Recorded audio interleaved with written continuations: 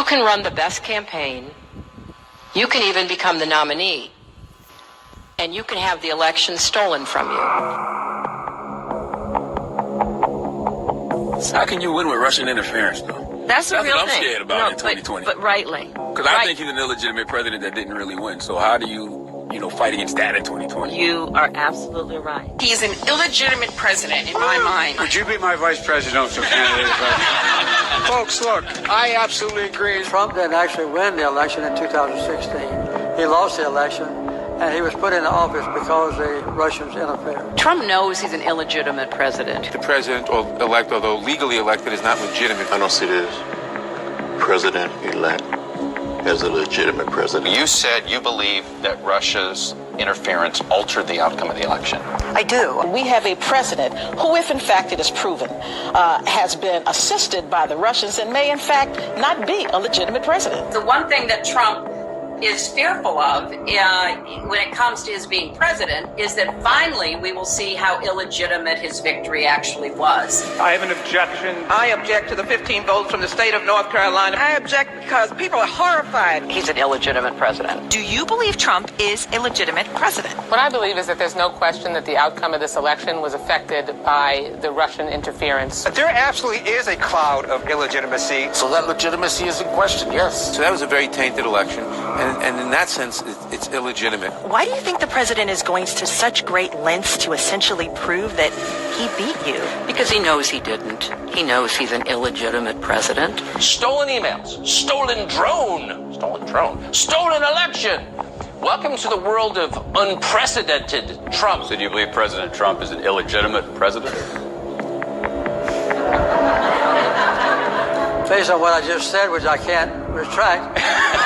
In the Russian attempt to have the election, and frankly, the FBI is weighing in on the election, I think makes his election illegitimate. There was a widespread understanding that this election was not on the level. We still don't know what really happened, Isaac. I mean, there's just a lot that I think will be revealed, history will discover, but you don't win by 3 million votes and have all this other shenanigan stuff going on and not come away with an idea like, whoa, something's not right here. The outcome of the election was affected by their interference, and now we need to know, to what degree, if any, the Trump campaign was actually in collusion with with Russia. He knows he's an illegitimate president. So of course he's obsessed with me. And I believe that it's a guilty conscience. We actually won the last presidential election, folks. They stole the last presidential election. And Al Gore won that election. I think he won it anyway. Actually, I think I carried Florida.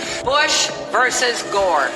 A court took away a presidency. If all the votes were counted in Florida, that Al Gore would be president today and George Bush would be back in office. I come from Florida, where you and others participated in what I call the United States coup d'etat. There's no doubt in my mind that Al Gore was elected president. I rise to object to the fraudulent 25 Florida electoral votes. I must object because of the overwhelming evidence of official misconduct, deliberate fraud, and an attempt to suppress voter turnout. It is signed by myself on behalf of my diverse constituents and the millions of Americans who have been disenfranchised by Florida's inaccurate vote count. The Supreme Court, not the people of the United States, decided this election. Speaking to a Democratic group in Chicago Tuesday, he made it clear he thinks Al Gore was the winner. By the time it was over, our candidate had won the popular vote, and the only way they could win the election was to stop the voting in Florida. Katherine Harris, Jeb Bush, Jim Baker, and the Supreme Court hadn't tampered with the results, Al Gore would be president. The Supreme Court elected the president. 2004, yes. Al Gore won the state of Florida in 2000, although not the presidency. But the Supreme Court tampered? That's a large charge.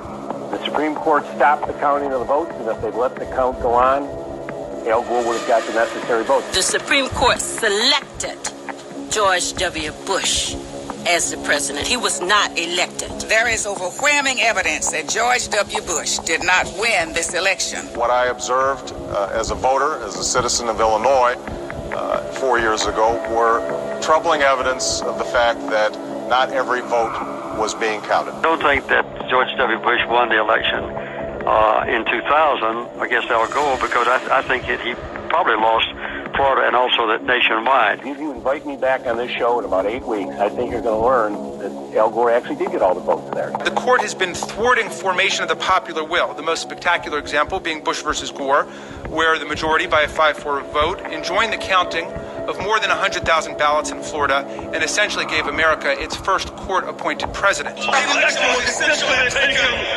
and stolen. I think in 2000, everybody thought, well, he did win the election, Al Gore. After the election, when you stole the election, you came back here and said, get over it. No, we're not going to get over it. You know it, I know it, they know it.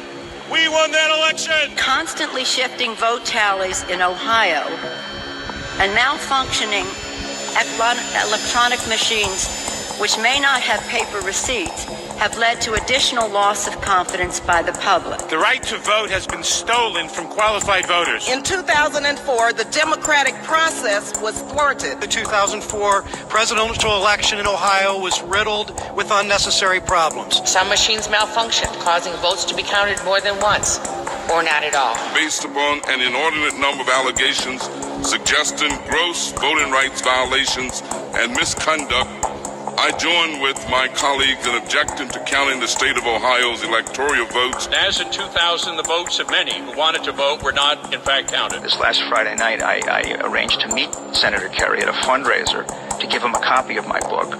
He told me he now thinks the election was stolen. The wife of John Kerry said she has lingering doubts about the legitimacy of the election. Her theory goes like this. Two brothers, she calls hard right Republicans, own 80% of voting machines in the U.S. Therefore, it would be easy to hack into the mother machines that control the electronic voting. There were numerous irregularities in Ohio, including large percentages of rejections of provisional balloting, problems with voting machines. As we look at our election system, I think it's fair to say that there are many legitimate questions about its accuracy, about its integrity. There are still legitimate concerns over the integrity of our elections. I agree with tens of millions of Americans who are very worried that when they cast the ballot on an electronic voting machine, that there is no paper trail to record that vote. The numerous irregularities that occurred with the electronic voting machines in Ohio on November the 2nd of last year point to an unresolved national crisis. We cannot declare that the election of November 2nd, 2004 was free and clear and transparent and real. There must be independent testing of the voting machines used in Ohio. I'm not confident that the election in Ohio was fairly decided. We know that there was substantial voter suppression and the machines were not reliable. The members of Congress who have brought this challenge are speaking up for their aggrieved constituents, many of whom may have been disenfranchised in this process. Treating today's electoral vote count in Congress as a meaningless ritual would be an insult to our democracy unless we registered our own protest against the obviously flawed voting process that took place in so many of our states. Voters who wish to cast a vote for president or vice president can't approach the polls with certainty that their vote will be counted. One of the most significant problems in Ohio and in many other states was the lack of measures to ensure the integrity of electronic voting machines. In 2004, they caused Democratic voters in Ohio to wait for 8 hours before they could cast their ballot. They turned the Department of Civil Rights and the Justice Department into the voter suppression division with voter ID laws, voter purging, voter caging, voter intimidation. There aren't going to be any more election stealings. And despite the final tally and the inauguration and the situation we find ourselves in, I do have one very affirmative statement to make. We won. Without voter suppression, Stacey Abrams would be the governor of Georgia. Andrew Gillum is the governor of Florida. You refuse to concede and say that you lost. Do you stand by that decision today? Absolutely. The election was not fair. The process was not fair. If Stacey Abrams doesn't win in Georgia, they stole it. It's clear.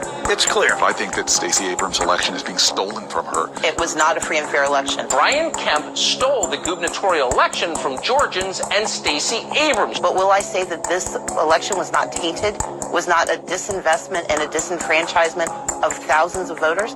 I will not say that.